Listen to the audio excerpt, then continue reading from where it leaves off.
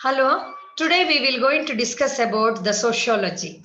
The sociology is one of the important component. It acts as a base for the extension work we are doing at the village level. So today we will look at some of the basic concepts or the introduction towards the rural sociology.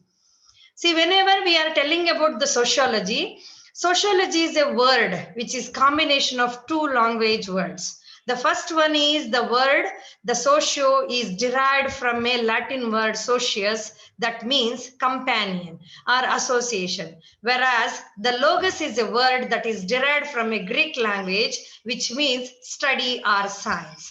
That means in general, we can say that the sociology which deals with the studying of the companionship of a people who are living in a society. But when we take the sociology, the term, the first initiated by the father of sociology, he is popularly called as father of sociology, that is Auguste Comte. He has introduced this word for the first time in his book, The Positive Philosophy, in 1839. So in general, we can say that the sociology is science of society. If you want to define it in a concise manner, we can say that the sociology is a means of study of society on highly generalized or at an abstract level. So in overall, we can say that the sociology is the thing in which we used to study how a people are living in a society and how they are moving in their life with so many culture, rituals, which is attached with that will be studied in detail in a sociology. So there are different branches in a sociology. The first one is the historical sociology. The historical sociology that deals, as the name itself indicates, that it deals with the history. That means we are going to deal with those factors which is 50 years old. Next is the political sociology. The name itself indicates how a political activities takes place in a society and how much it is influencing on the life of a people who are living in a society.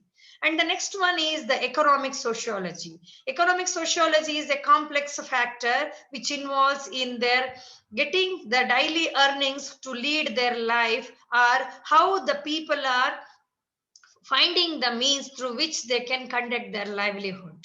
That means that is the activities they are doing, the occupation they are following, and how much benefit they are getting out of it will be studied in a economic sociology. And the next one is the sociology of occupation. As the name itself indicates, the how a people will going to choose their occupation will be studied under this branch. And the next one is the sociology of religion, that is the religious factors that is influencing the people who are living in a society will in detail studied in the sociology of religion. And the next is the industrial sociology. The name itself indicates the industrial sociology means how this industrialization influences on the rural society and how much it is contributing in their life system in a rural area. And in the urban sociology, as the name itself indicates, this is a science that deals with the people who are living in a urban area. And the next is the rural sociology, which I have already defined and I have explained what it is. And sociology of education means how a people will going to acquire their education, knowledge, or whatever they are going to study through a formal system of education will be studied in this branch, that is sociology of education. Now we will see in detail about the rural sociology. The rural sociology, that is study of rural life in rural environment.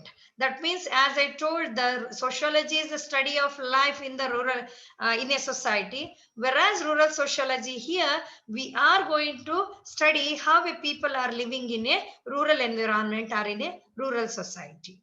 Now we will see the history behind how this rural sociology has got an importance. Here I have given a picture of one person. He is popularly called as Theodore Roosevelt. The Roosevelt is president of USA in 1907. At that time, the whole world is suffering from the World War First and Second, and people are suffering to come up in their life to improve their socio-economic status.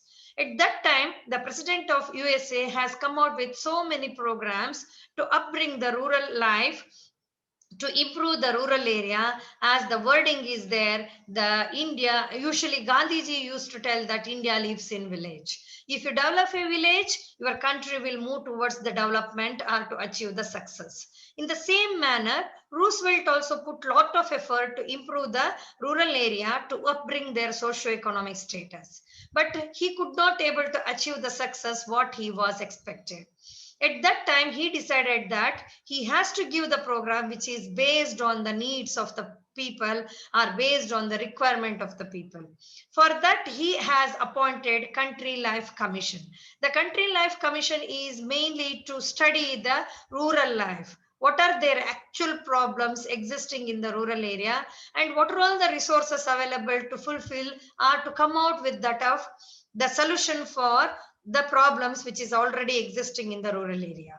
Based on the report of this Country Life Commission, Roosevelt has come out with lot of programs that has helped in bringing the rural area to a greater extent to the improved situation, and in turn helps in the achieving the development of a country. On this basis, the rural sociology has gotten a great importance, and this has introduced as a new subject in all the sectors and all the universities, to have a first-hand information about the rural area to achieve the development. What are the importance of rural sociology? The first thing is the majority of the population lives in rural area.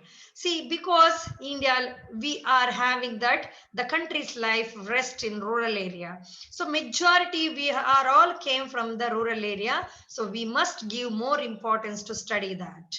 And the rural social development could be achieved if you have an in-depth knowledge about what are the needs of the people, and what are the resources available, and what is the felt need and unfelt need, and what is the immediate requirement of the people. If we come about all those things, we could able to come out with a good program and we can achieve the development. For that, this rural sociology is very important and it play an important role. And development of agriculture and allied sector. As we know that whenever we are telling about the rural area, the major occupation of the people are agriculture only. Directly or indirectly, the majority of the population depends on agriculture for their livelihood. To achieve the development in this area, there is a need to study in depth about the rural sociology. Rural life analyst. The rural sociology acts as a base for this rural life analyst to take up any developmental activities or to introduce any scheme in a rural area. And it helps in identifying the groups, individuals and organizations and the leaders who could able to help in achieving the development or to implement any developmental activities or to bring a change in the rural area. And it investigates the social, cultural, political, and religious problems of rural society. See, the rural sociology helps in knowing about what are all the problems the people are coming across in the rural area and how it could be solved based on the resources available and based on the requirement of the people will be studied through this rural sociology. Now we will see the one of the important component of the rural area is the society. See, society, when we are telling about a society, it consists of group of people who live together and they share a common values and they are having a general interest that will be showing that this group considers themselves as a unit. So whenever we are telling about a society, that society must have a group of people with common interest, common values, and they should feel that we are all one and we act as a unity, then it is called as a society. When we take some of the characteristics of the society, society is consisting of people. As I told, when a group of people are there only, we can say it as a society. And there is a common interest among the people. And society is dynamic. Dynamic means it changes over a period of time. Due to modernization and westernization, there is lot of change in the societal system from olden days to now recent days. So the society changes over a period of time. And usually society rests on differences, that is with respect to the personalities, abilities, attitude, talent, interest, faith, etc. That means in a society, we are having a group of people who may be having a differences of all these things. And the social control is possible in a society. That means the society can able to control the behavior of a people, their activities of a people or the activities of a member to make the society very good and move in a positive direction. And cultural change, the culture of a society varies from one society to another society, or in other words we can say the society is having its own culture, and usually the society is based on the cooperation of the people. If we are having a better cooperation among the people, the society can exist for a long time and it can able to fulfill the requirement of a people. See, in a society we can say that it will going to fulfill the requirement of a people, or it is satisfies the requirement of a people, and they are having a self-sufficiency. Self-sufficiency is mainly due to they are having mutual help. When we see a rural area, if any religious functions are there like marriage or something like that, all the people will come together and they'll help each other to fulfill that requirement. So we can say that the society is having a greater cooperation and they are mutually dependent on each other and they fulfill their requirements. When we take a rural society, the main characteristics of the rural society is very small with a less population and covers a less area. As we know that in a rural area, the population is very less and density of the population is very less. And in a rural area, they are having their own area of living, that is a domestic area, which is very small, and the less density of population. The number of people living per unit area is very less in a rural area because it is having very less population. And the cluster population, that means here in the rural area, we can see that the segmental division of the population. See, that means the certain group of people living together and they will be differentiated from the other people, maybe based on their caste, maybe based on their occupation, so many things. And when we are telling about the rural society, their major occupation will be of agriculture. So we used to say that in a rural area, they used to have a agrarian society or agriculture based society. And in a rural area, we can see that they are having a traditional culture. They used to respect their traditions, their mores, their folkways, their taboos. Everything is restricted because they are of more orthodox and traditional way of living in a rural area. If you see some of the characteristics of the rural society, here their main occupation will be agriculture. And here the caste is the dominant institute of a village. That means whenever you go to a rural area, for them, the important component of their society or a social system is caste. Based on caste, their society will organize into different categories, or they used to have a hierarchical arrangement of the people and they will enjoy their privileges. The religious and caste composition of the village determines its characteristics. That means when we are telling about the rural society, their religion and the caste will declare what are all the things they used to follow. Their characteristics means how the population is high, what are the religious activities, mutual understanding, cooperation, conflict, everything will be determined based on the caste and the religion in the rural area. Village is independent and having own organization and self-government. When we are telling about the rural society, it's having its own governance like panchayat or sardars. They used to, patels, gaudas, they used to maintain the legal or the law and rules and regulations in the village. And they are having their own organizations like their own group, their own society, everything will be maintained by themselves. And rural society is self-sufficient. As I told that they are self-sufficient because they used to grow whatever required for their regular lifestyle, and they are self-sufficient. They are not dependent on others for the fulfillment of their basic requirement.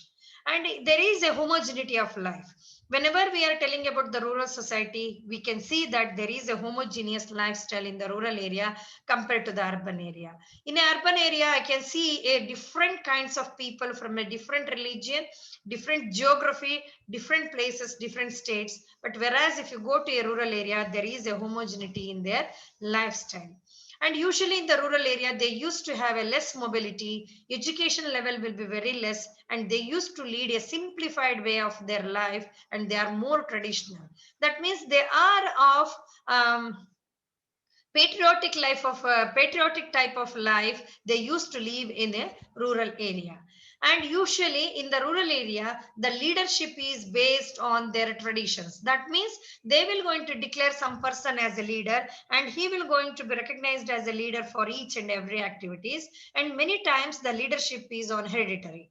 For example, a grama panchayat is there, or they will be having village panchayat. One sarpanch is there, his family will carry on that sarpanch activity as it is a hereditary leadership activity. And usually whenever we are telling about the rural society, it is a small community, and they are having a huge contact or a regular contact with the nature, because they used to live in a nature, they used to have a very close contact with their biodiversity and ecosystem in the rural area. But apart from all these things in the rural society, they are having lot of problem. That is problems in agriculture. That means they used to follow the traditional method of agriculture that could not able to yield them a better yield or to get a better profit. And there is a lack of cottage industries. As I told, that majority of the population directly or indirectly depends on agriculture. If agriculture fails due to drought or a flood, they may not be having an alternate source to carry out their livelihood. So there is a lack in that rural area. Population problem. Nowadays, due to so many factors, the population is increasing very high rate. So it is made very difficult for them to live, because the nobody is ready to accept this family planning program. And in a rural area, we could see that the good health facilities and education facilities will not be there. If you see in the Malnad region or Western Ghat region, the people used to walk kilometers together to get a higher education, and they may not have a health facilities nearby them. And the status of women is deteriorating in the rural area, because they have not given privileges for her, they are not involved in a decision making process. So that is what we could see in a rural area. And still they used to follow the child marriage system in the rural area. Mainly they are traditionalism, they used to have a traditional mentality, as our conservatism will be there, they never accept the things very easily.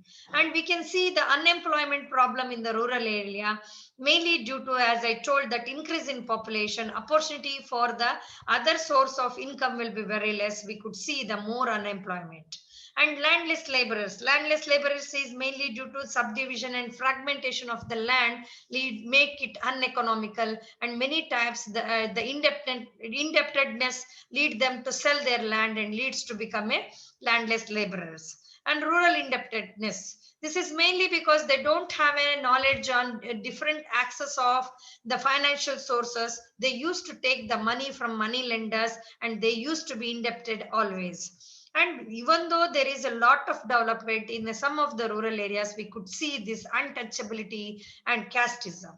And housing, they used to live in a kacha house rather than a pakka house. Always they used to have a insecure housing structure in the rural area that could be seen in a rural area. These are the major problems we could come across when we visit a rural society. These are some of the basic concepts with respect to the rural sociology and society. Thank you.